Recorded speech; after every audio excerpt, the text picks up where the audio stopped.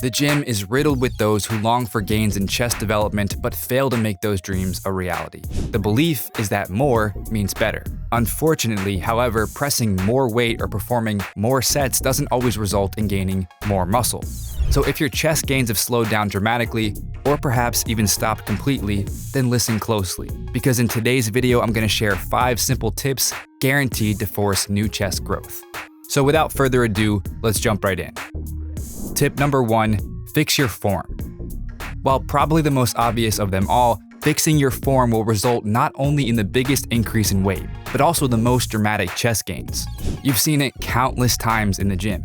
Lifters slapping plates onto the bar, contorting their bodies into unspeakable positions, while their spotters end up doing most of the work. The truth is, if you've already been bench pressing the same 185 pounds for the last 6 months, it has almost nothing to do with your training program or nutrition plan, and everything to do with your form.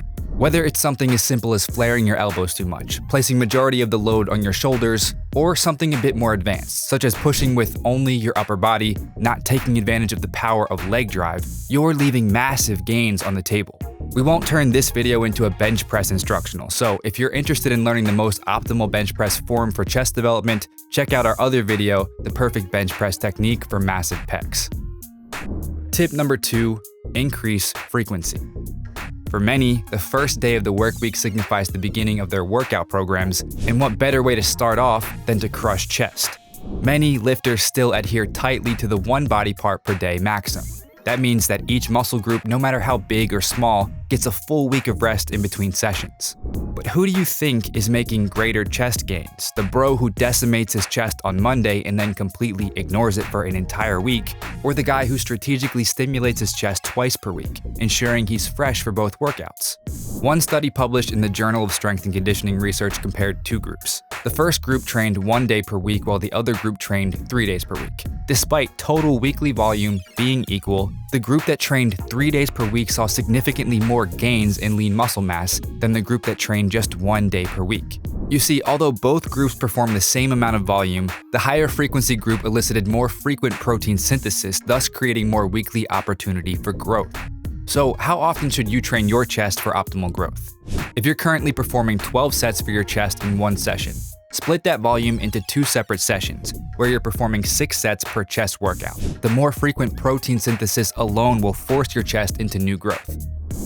Tip number 3, progression. One day you may feel great and load the bar up with 185 pounds for a set of 10, while on other days you struggle to move 135s for more than a few reps. You find yourself teetering between these 2 extremes every week, hoping to one day make real progress. Unfortunately, because you have no real plan, that day never comes.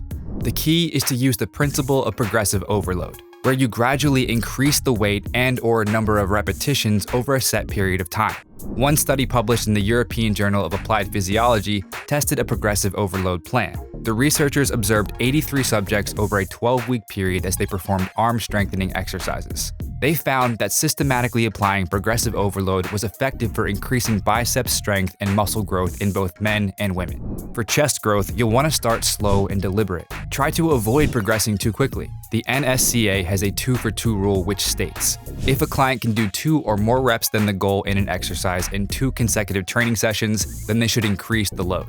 Once you've determined you can safely and confidently add weight, do so in very small increments. For example, if you normally bench press 225 pounds for sets of 8 reps, then increase those reps to 10. Then shoot for a new weight of 235 pounds. These smaller increments will ensure you're progressing with solid gains in strength instead of simply relying on a good day. Tip number 4, undulating rep ranges. Traditionally speaking, the hypertrophy zone tends to sit in the 8 to 12 rep range. This is the sweet spot for optimizing size gains, as opposed to strength-focused training which sits around 3 to 6 reps. Now, in the past decade, much research has been done on rep ranges, time under tension, progressive overload, and how it all ties into muscle growth. But let's look at things from a practical perspective. If the majority of your training is done in the 8 to 12 rep range, then maybe some changes are in order. Borrowed from the principles of periodization, a system widely used in sports strength and conditioning circles, undulating your reps on a daily basis, or daily undulating periodization, has some significant merit. One 2011 study published in the Journal of Strength and Conditioning Research compared two groups. One group following a linear progression model and an undulating periodization group who varied their reps from workout to workout. While there were no significant differences in strength between the groups, the undulating periodization group experienced superior effects in size gains and muscular maximal and submaximal strength. What's the takeaway? If you find yourself lifting the same weights in the same rep ranges from workout to workout, try varying your rep ranges from one chest session to the next. For your first chest session of the week, aim for strength by using heavier loads and performing sets of 5. Then for your second chest training session, shake things up by adding a bit more volume and training in the 10 to 12 rep range. Finally, tip number 5, eat in a surplus. We all know that we need to eat to build muscle, and we also know that we need to prioritize protein in order to build quality mass. If you're doing everything right, yet your chest is still not growing, it's time to take a look at your diet. Nutrition is one of the most important factors in muscle and strength gains. It can literally make or break your progress. Do you roughly know how much protein, carbs, and fats you should be consuming daily? Do you have any idea how many calories you take in per day? Are you eating too much, too little, or just enough to support muscle growth? Write down what you're eating for an average week. The key is to take in between 300 to 500 calories above maintenance level. Next, be sure your protein is at around 1 gram per pound of body weight of quality sources such as fish, chicken, lean beef, low-fat dairy, eggs, and whey. Carbs can start around 2 grams per pound of body weight and be adjusted until you've achieved that surplus level. Choose from complex sources such as rice, potatoes, oatmeal, fruits, and plenty of vegetables. Training will only get you so far, so make sure your diet is in check on a consistent basis. To conclude, building a bigger chest shouldn't be left to chance. A haphazardly constructed plan of action will get you nowhere fast. Put your ego aside and start by perfecting your form.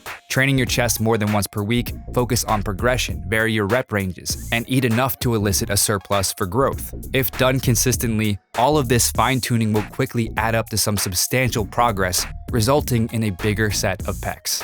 Did you find this video helpful? If so, click the like button below as it'll truly help out the channel. Are you looking for a complete, done-for-you training and nutrition guide guaranteed to add slabs of muscle to your frame in the next 90 days? Claim your free copy of our book, Bulk Up Fast. The book has already been paid for. All you have to do is cover the small shipping fee. Just click the link in the description, tell us where to ship it, and we'll send it to you anywhere in the world. And if you haven't already, make sure you subscribe for more videos, and don't forget to turn on post notifications so you don't miss the next one. Peace.